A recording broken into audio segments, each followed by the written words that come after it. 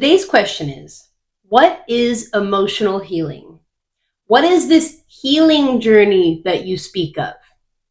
I'm Stephanie Garris, licensed clinical social worker, specializing in treating folks who have anxiety, obsessive compulsive disorder, and childhood trauma. What I'm referring to here is the process by which someone is intentionally working on creating a deeper understanding of oneself with the purpose of working through emotional pain and learning healthier ways of moving through life. This requires understanding how triggers, unhealthy behaviors, and defense mechanisms are protecting wounds we have not healed, as well as a willingness to experience uncomfortable feelings associated with these triggers. We must also possess the skills necessary to tolerate the feelings, which can be developed over time for many people. Some of these unhealthy ways of coping could be toxic relationship patterns, perfectionism, self-sabotage type behaviors, numbing behaviors, denial, and more.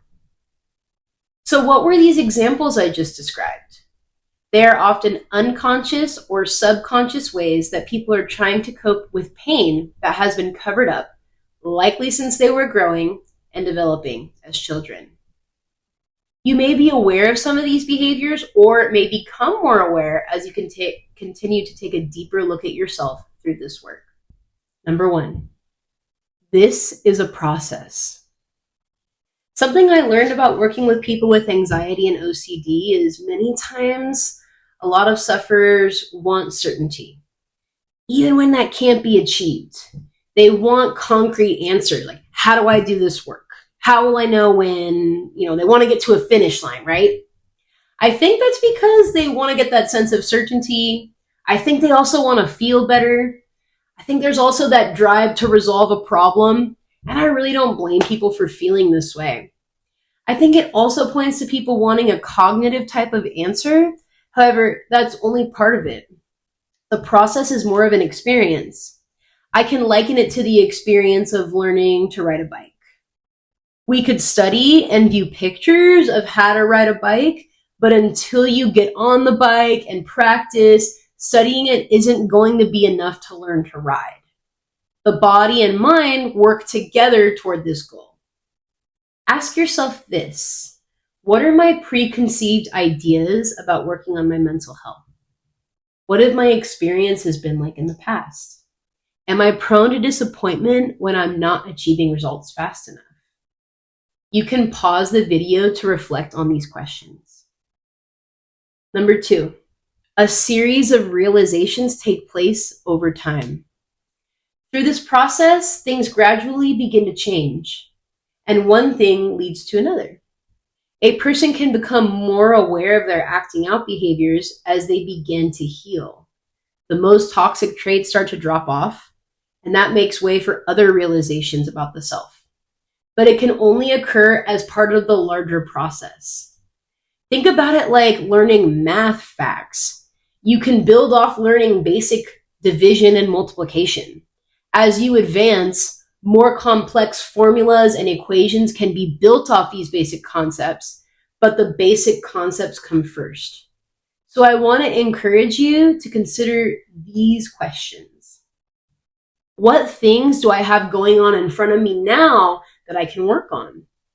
Do I often feel defeated because I can't figure it all out now? Is that a reasonable expectation for myself? Number three, through processing, you begin to feel better. In time, doing this work, you do start to feel better. A sense of general calmness and acceptance begins to take over. There's less fear in general, less triggers, a greater sense of agency. It's like an investment in yourself. For many people, it feels easier to avoid this work and stick to what they're comfortable with. And I understand that, but investing in this work leads to changes in time that make the difference. I want you to ask yourself now, what would my life look like if I had less triggers, more confidence, and more calmness? Number four, this work cannot be done completely alone. Many people who have OCD and anxiety symptoms like being independent.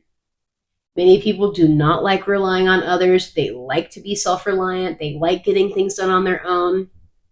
And this may come from learning sometime in early life that people are unreliable or that relationships are painful. There could be a sense of learned helplessness and or shame about needing help. There could be fear about how people might respond. They might not understand, or just a general fear of the person's reaction not being favorable. They may fear that they're not able to tolerate a possible negative reaction. There's also the possibility that we may not have many people around that we feel we can trust. For many people, this is explored and challenged in either a therapeutic relationship, a support group, or with a trusted healer, such as a spiritual healer. This is definitely something to work through, and I can expand much more on this later.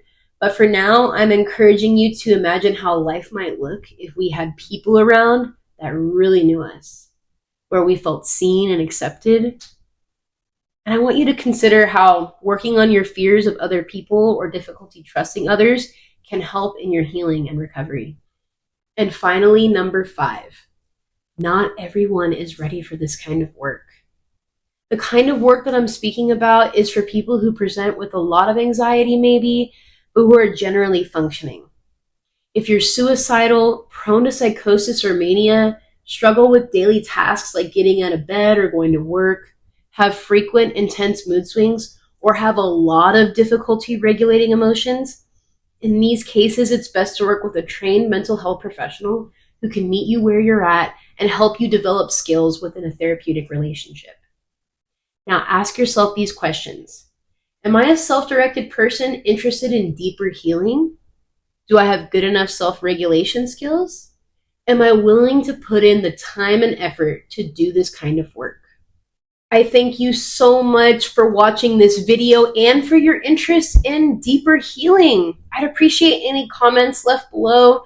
If you want to share any of your responses or just start a conversation about how you felt about some of the things that I shared today, I would love to read that. All right, well, anyways, I'll see you in my next video. Bye.